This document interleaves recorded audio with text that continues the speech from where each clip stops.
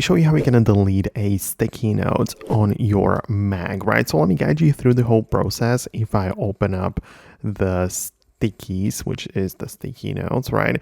You can see that we are inside of the app. When I open it for the first time, not much happens because I have to go to the top left corner, click on File, and click on Create a New Note.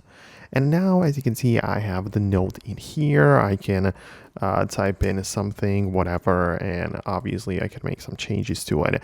But in order to delete it, the way that it works is that there is a little button in the left corner of the actual sticky note, right? Because obviously if I'm doing something else, it kind of disappears. It only looks like the sticky note without any tools or buttons. But when you click on it, you can see that there is a little button in each corner.